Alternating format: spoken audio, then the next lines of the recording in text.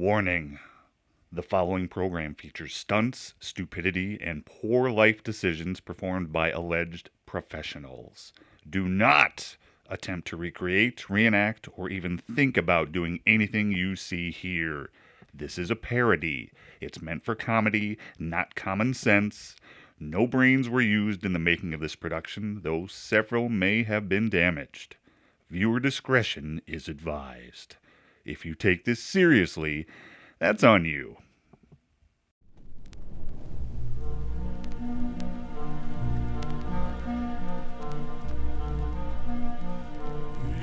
Il vale del suo sorriso d'una stella vince il raggio, il fulgor del suo bel viso. Hello and welcome. I'm your host, Evan Reeb, and this is the very first episode of Hall Pass at Home. Now, this is the only show brave enough to be filmed right here in my kitchen. Now, that is because the Northeast Community College won't let us use the good studio until we stop stealing extension cords, but a spoiler, we're never gonna stop. Now, tonight's storyline is stacked like a news broadcast, if that news broadcast was written by a bunch of half-asleep students in a subway parking lot. Now, we're kicking things off with our top story. Nestle, yes, the chocolate people, have been speedrunning how many labor laws can we ignore? At this point, I don't know what's more shocking, that they possibly are using child labor, or the fact that people are still buying that weird chalky crunch bar that tastes like a mixture of aluminum and regret. And speaking of children in danger, don't worry, we're equal opportunity buzzkills here. There are reports of ice cream trucks going around low-income neighborhoods and possibly stealing children. We'll get right more into that, but nothing says childhood nostalgia like a rusty van blasting Pop Goes the Weasel at 140 decibels an hour, while the driver looks like he hasn't gotten sleep since the Bush era. Then lastly, we have a PSA on the 6'7" trend, which is currently the #1 thing ruining the children of America. Of course, behind vape pens and whatever masculinity is on TikTok this week. Now, if you're not familiar with the 6'7" trend, thank God, you still have brain cells. For everyone else, we'll explain why this needs to stop before the population curve looks more like a ski slope.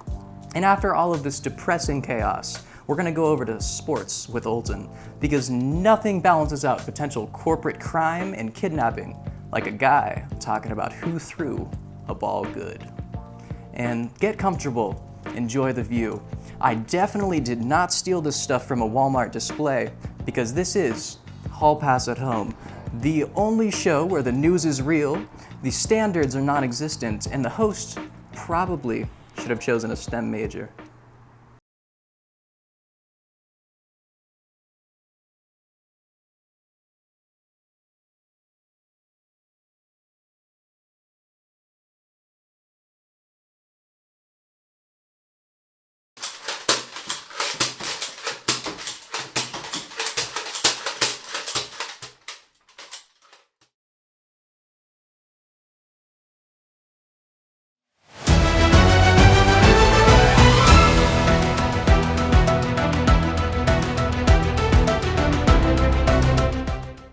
Nestle has once again promised to stop using child slaves. A promise they've made so many times is starting to sound like their New Year's resolution plan. The company says that they're taking bold steps to ensure their supply chains are ethical, which apparently means boldly stepping over the problem every year since 2001. Experts say Nestle's plan includes greater transparency, which is corporate speak for we'll release a PDF and nobody will read it, and we'll call it progress. Child slavery case against Hershey, Nestle, tossed out by the federal court. This is interesting. Happened in D.C. Let's put up the judge. So let's follow the logic of this. All right. So a federal judge in Washington, D.C. has now dismissed a lawsuit by 8 citizens of Mali who sought to hold Hershey and other companies liable for child slavery on Ivory Coast cocoa farms. This marks the 5th time Nestle has vowed to eliminate child labor. At this point, even the kids working for them must be saying, "Didn't you say that last year?" Nestle claims they're developing new technologies to monitor their suppliers, even though if they really wanted to stop using child labor, they could just not use child labor. Still, company spokespeople insist they're committed to making this world a better place, one ethically ambiguous chocolate bar at a time.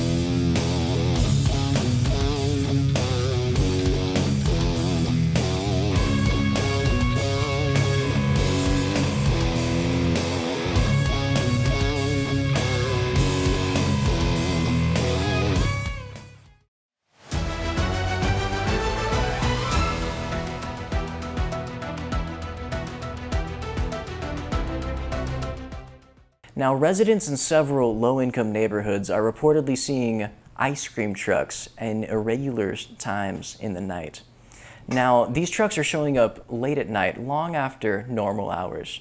Police say there's no evidence of any crime, just parents wondering why the good humor man suddenly has such bad timing. The trucks reportedly play the same cheerful jingle, except slower and slightly off-key, because nothing says childhood treat like the sound of Pop Goes the Weasel at 2 a.m. in a dark alley. Okay. What are you doing? Nathan, what are you doing? Get in the house. Come on. Get away from there. Get away from there. Don't ever go to a van like that. Okay. What are you doing? No, you're not kidnapping my son. No. What are you doing? I was just trying to give him some free candy. Officials say the trucks might just be operating late because of the heat waves and longer hours, but residents say it feels more like Stranger Things if the monster sold rocket pops. Authorities are asking people not to panic and not to spread unverified rumors online, which is great advice, and also the one thing that absolutely no one on the internet will ever do.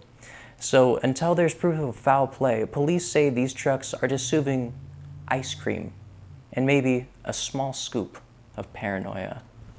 Hey bro, 6767.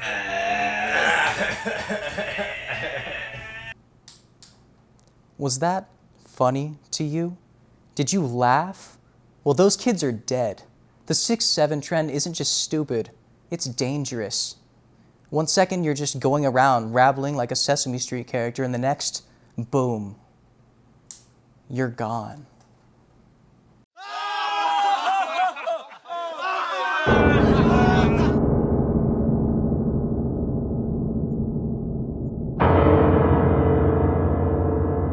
Parents, if you hear your kid say 6 or 7, they're not having fun. That is a cry for help. And kids, do anything else. Homework, chores, stare at a wall. All of the above are much safer options.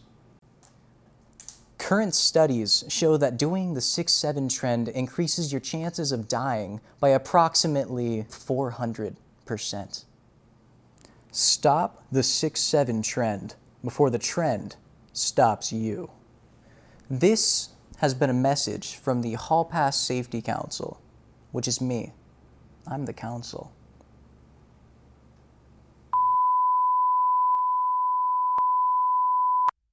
So I was looking around the house, peeking if you would, and I noticed my roommate's room was a little bit too bland, a little bit too sad. I said, what does this room need other than some Christmas spirit?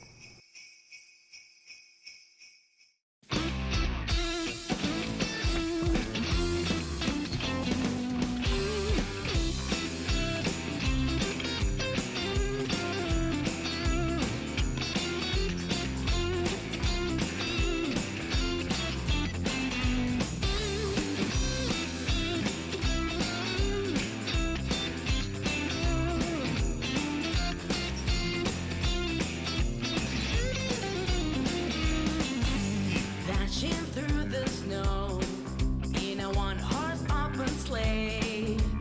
Through the fields we go, laughing all the way. Bells on bobtail ring, making spirits bright. What a fun it is to ride and sing a sleighing song tonight. Jingle bells, jingle.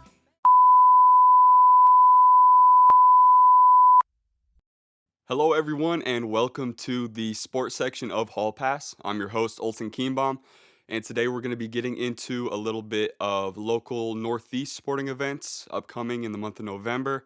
We're going to be talking a little bit about the Nebraska Cornhuskers and what's been going on there, and we're also going to get into a little bit of professional sports news. To start out with Northeast basketball, there is a home game on November 6th at 7 o'clock versus Mount Marty University. There's another home game on November 12th at 7 o'clock again versus York University. There's another home game at 7:30 on November 17th versus Morningside. And then on November 19th at 7:30, there's the rematch versus Southeast Community College.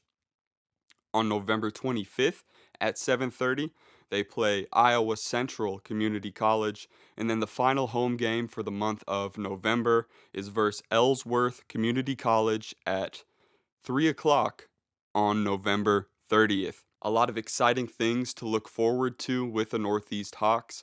They've got a talented roster, and I'm excited, and I hope to see all the students come out to the basketball games. It's going to be a great time. Now to move on to the Nebraska Cornhuskers. This past Saturday versus USC, quarterback Dylan Raiola unfortunately went down with a broken fibula, and he has been ruled out for the season. This is really unfortunate as the Huskers were making a good run this season. They were 6-2 before falling to 6-3 after Raiola went out of the game early in the second half. Backup quarterback TJ Latif will be stepping in for Raiola. We haven't seen a lot of Latif. We know he's a good scrambler, he's good on his legs, but the passing ability of him is unknown. He is a true freshman. He was a 4-star recruit coming out of high school, so you never know. He could play well, he could fill in for Raiola, but losing such a talented quarterback like Dylan Raiola really does hurt the team's playoff chances as they were making a good push so far this season. It's going to be a lot more difficult now. Running back Emmett Johnson is going to have to carry the offensive load even more now.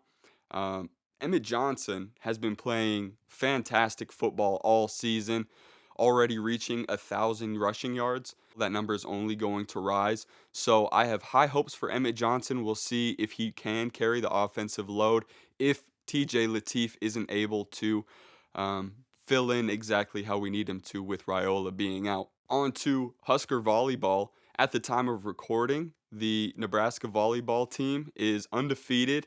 They have the number 1 ranked offense in the nation and the number 2 ranked defense in the nation. And this is what we expect from Nebraska volleyball.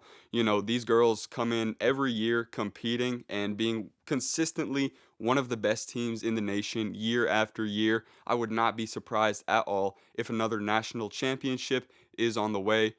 Lots to look forward to with Nebraska volleyball, and go Huskers. There were 2 blockbuster trades made by the New York Jets.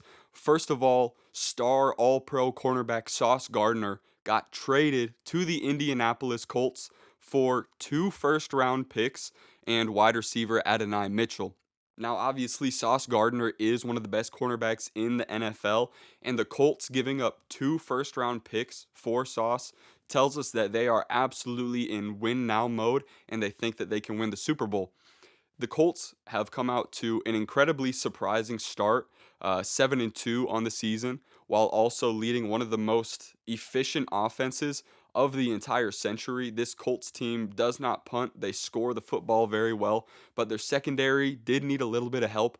So adding Sauce Gardner is huge for this team, and I really think they can make a deep playoff run. As far as the Jets go, I like this for the Jets. You know, you're giving up an all-pro player, but also getting back 2 first-round picks, which tells us that they are 100% committing to the rebuild, starting from zero, pretty much. I believe they'll draft a quarterback in next year's draft and also some offensive players to help out running back Breece Hall and wide receiver Garrett Wilson. This Jets team has just been a mess for years, right? The coaching staff completely new this year after everybody got fired last year, and it's not looking great this year either. Head coach Aaron Glenn, I do have hopes for him. I think he can be a good coach. He was kind of thrown into a bad situation with the New York Jets, who honestly have been a bad situation for decades. So hopefully the Jets can capitalize off the picks that they're getting from not only the trade with the Colts, but also the next trade that we're going to talk about, where they sent all-pro defensive tackle Quinnen Williams to the Dallas Cowboys for a 2026 second-round pick and a 2027 first-round pick, while also regaining another defensive tackle in Mozzie Smith. The Dallas Cowboys, I don't really understand the trade on this part. I mean, of course, their defense has been one of the worst in the NFL this year after trading away probably a top 2 pass rusher in the NFL in Micah Parsons to the Green Bay Packers. Quinnen Williams is a great player, but I don't really understand why they would trade for a pass rusher mid-season if they got rid of a better pass rusher before the season even started. The Cowboys owner and general manager, Jerry Jones, has been making questionable moves for years now, not really willing to pay players. That's been a big deal, especially with CeeDee Lamb in the past. He was able to re-sign his contract, but there were some questions there. And unfortunately, they weren't able to re-sign Micah Parsons again. Just, I guess, the Cowboys not wanting to pay these players what they're asking for. When Micah got traded to the Packers, he signed, at the time of signing, was the highest paid non-quarterback in the NFL. So, I mean, I like the move for the Cowboys, but in the grand scheme of things, I don't really understand it. And again, for the Jets, I love this trade. You know, giving up Sauce Gardner and Quinnen Williams, 2 fantastic players, does hurt the team. But even with those 2 players on the roster, you know, starting out 1-8 on the season, they weren't capitalizing off of it at all. So we'll just have to see in the next couple years what the Jets do and how they rebuild their team. Can they become a winning football team? And that is everything I have to talk about today. Again, my name is Olson Kienbaum. You're watching Hall Pass, and I will see you next week. Welp, that's all, folks. That's going to do it for the very first episode of Hall Pass at Home, or as the Northeast Community College Board calls it, a concerning use of school equipment. But honestly, I think we nailed it. We exposed Nestle, we talked about these scary ice cream trucks, and the horrifying 6'7" trend, and somehow none of us have gotten into legal trouble quite yet. Now, I want to thank Olton for Sports. It was impressive because somehow he delivered a full segment without bringing up the time that he tore his hamstring from opening a bag of chips. Truly impressive. Now, hey, if you learned anything tonight, it's 1, corporations can be evil. 2, ice cream trucks are scarier than most horror movies. 3, TikTok trends will kill you faster than most processed food. And 4, you don't need a studio to make a show. You just need a camera, a background, and a complete disregard for your landlord's fire safety policies. But hey, this is only episode 1, so if you liked it, great. If you didn't, don't worry. Neither did the college. They're most likely already drafting an email.